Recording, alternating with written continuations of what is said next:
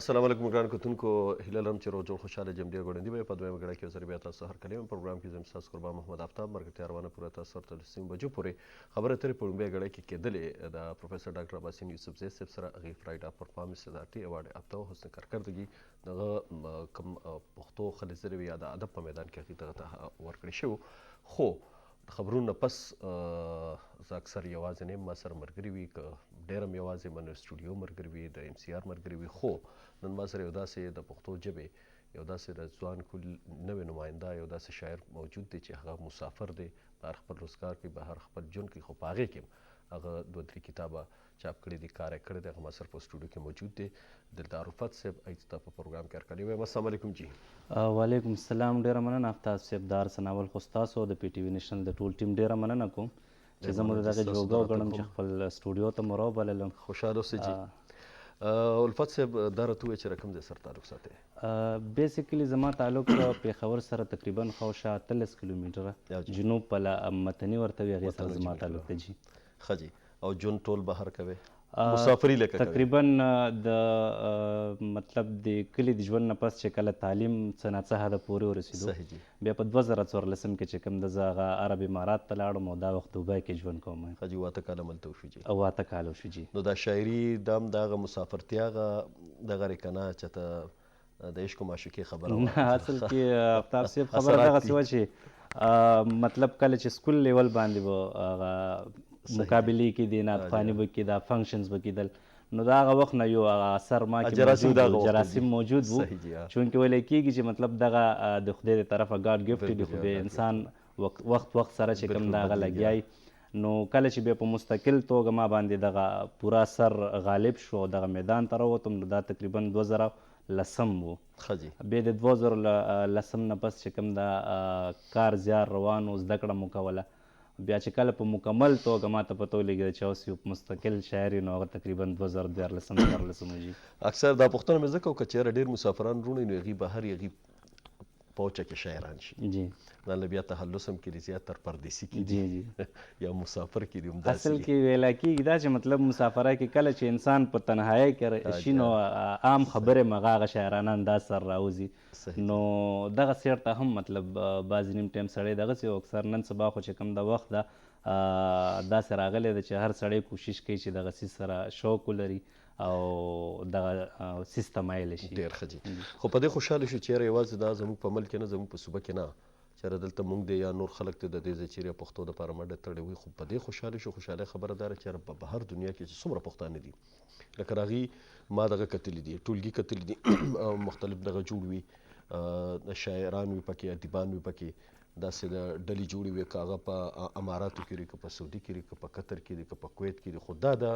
که هغه بهر ملک کې دي که په یورپ کې دي که په امریکا کې دي خو د پښتو یا د نورو ژبو دپاره چې کوم ژبې سره تعلق ساتي د هغې د پرمختګ دپاره خامخا هلې څلې کوي دا ډېره ښکلې خبره ده صاحب تاسو خبره وکړه تقریبا نن 4 کاله مخکې دوبۍ ته بغزاده دانش صاحب د راغلی نو هغوی دغه خبره کوله چې زه کله په ایرپورټ باندې راښکته شوم نو ما دا سوچ کول چې دا خو پردیسي ده هر سړی چې کوم دا په ځان باندې لګیا دی نرخواري کوي د خپل کور د پالنې او د روزنې دپاره نو هغه دغه خبره کوله چې زه سل په سله حیران یم چې مطلب ما ته به پښتانه چېرته میلاویږي خو چې کله د هغوی هغه سرګرمۍ ولیدلی شولې د هغوی هغه ادبي تنظیمونه ولیدلی شول د هغوی هغه د پښتو د ژبې د پرمختګ دپاره چې کومې هڅې وي په مسافرۍ کې په ستړي ژوند کې چونکې مسافرۍ دا ډېر سخت ژوند ده ټوله ورځ چې کوم د کار روزګارو کې ستړي راشي بیا د هغې نه پس دغه مسافر ملګري چې کوم ده په خپلو خرچو باندې په خپلو هغه چې کوم وسایل ورته مو ویلی شو یعنې مطلب د حکومتي سایډ نه یو اړخ له هغې باندې بیا دغې چې کوم د بنډارونه را جوړوي نو هغه وایي چې زه دومره زیات خوشحال شوم چې ما سره الفاظ نشته ده چې مطلب په بهر ملک کې ما ته داسې دلته هم خلک په خپلو خرچو باندې دا پروګرامونه کوي داسې چې حکومت پیسې ورکوي نه اصل لکه دلته خو بیا هم که مو داسې وي خپل وطن یې هلته خو لږ ډېر په سختې باندې تاسو ټوله شاعري په پښتو کې کړې ده جي پښتو کې مې ټوله شعري ټولګي دي ټوله بلکل ټول شعرګي ما چې اردو یا بله ژبه کې نه دغه سیر ته مې تبازمایي نه ده کړې یو خو وخت نه لرو شوق او د شاعرانو علاوه کوم سند یعنی غزل لیکې نثر کوې په شاعرۍ کې په غزل کې ما ټولو نه زیات کار کړی دی. زما چې کوم دغه کتاب د تاسو ته مخ ته به پروت هم وي، په دې کې ما تقریبا ډېر لږ نظم ده، باقي ټول غزل باندې ما کار دا کړی. کتاب د ماتو څانګو شور دی. شعري ټولګې چې د دلدار الفت دا واجد صاحب به دا کتاب لږ زوم کړي چې زموږ دا مینوال دا وګوري. ښه جي، دا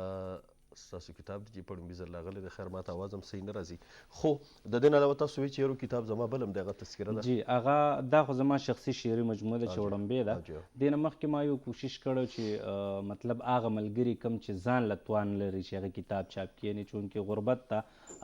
هر چا سره دومره وسایل شته ده نه چې په یو کتاب باندې هغه پیسې ولګوي خپلې.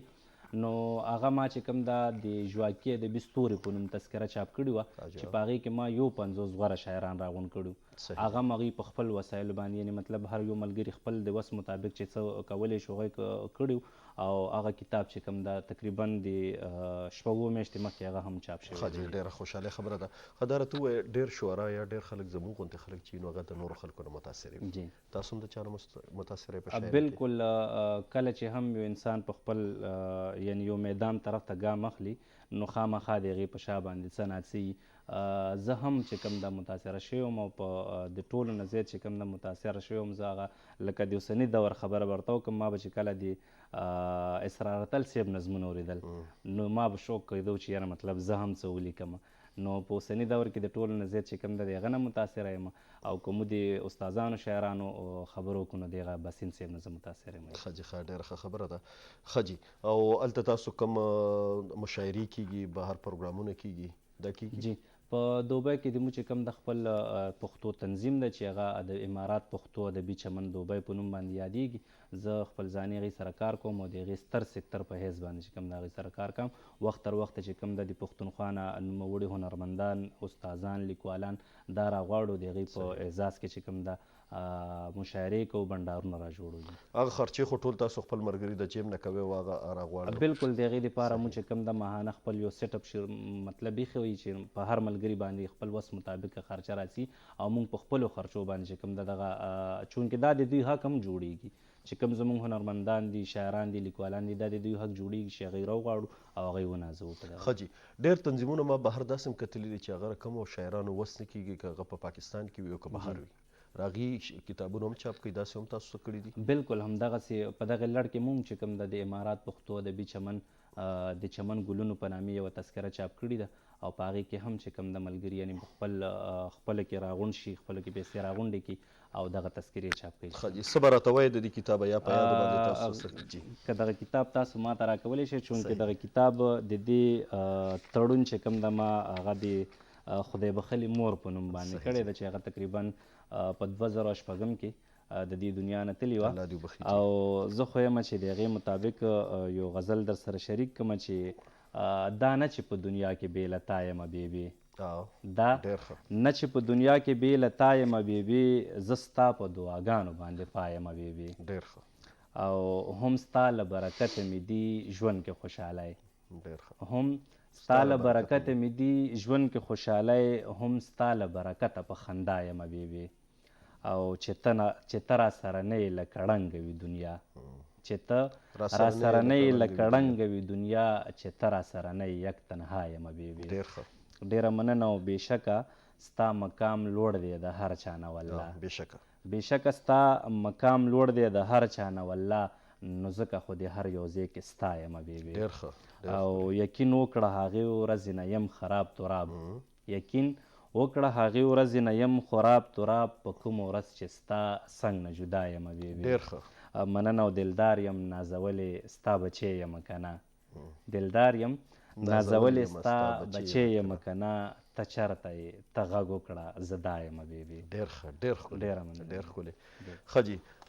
تذکره چې تاسو چاپ کړې ده نو هغه څومره شعرا پای کې تاسو رانقل کړي؟ تذکره چې کوم دغه ما ذکر وکړو وختي ژواکي ادبي ستورو په نوم چې د هغې کې یو 50 شاعران چې کوم د هغه شامل دي، او د هغه یو 50 شاعرانو چې کوم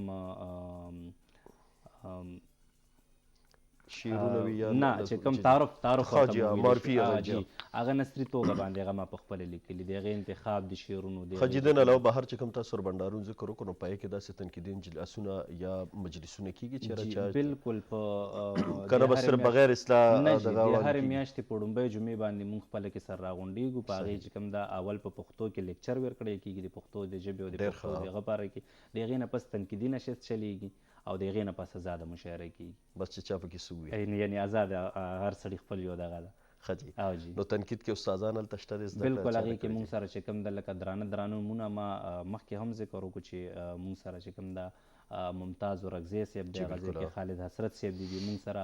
رحیم بنګس صاحب دا، ځلند اورکزی صاحب دا، ګلسلام افریدی صاحب دا، داسې ډېر درانه نومونه چې هغه د سوشل میډیا د لارې فنا پاتې شوي دي، چونکې مسافرۍ کې ژوند کوي نو دغه ټول استادان مونږ سره هلته موجود دي او د یو اکیډمۍ حیثیت مونږ ته حاصل ده. یعنې مونږ په مسافرۍ کې هم دغه چیز نه محسوس کوو چې یعنې مونږ د خپل وطن نه لرې یو، مونږ ته دغه رنګ استادان مخې ته دا راځي. راته ووایي چې بهر تاسو خپل روزګار هم کوئ، مزدوري هم کوئ، دا چې رسم لکه د پاکستان غوندې ژوند خو نه کوئ که نه، جی. د قدغنونو او دغه ژوند دی، بیا هم پکې تاسو شاعرۍ له ټایم ورکوئ، نو ډېر ګران کار نه وي دغه؟ نو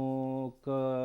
مطلب یو اړخ له وګورو ګران کار ده، خو چېرته چې مطلب مینه انتها ته ورسېږي نو هغه سیز ټول چې کوم ده هغه اسانېږي. لکه باوجود د دې چې مونږ 8 ګنټې ډیوټي وکړو، 8 ګنټو نه بس بیا انسان کوشش کوي چې مطلب لږ شان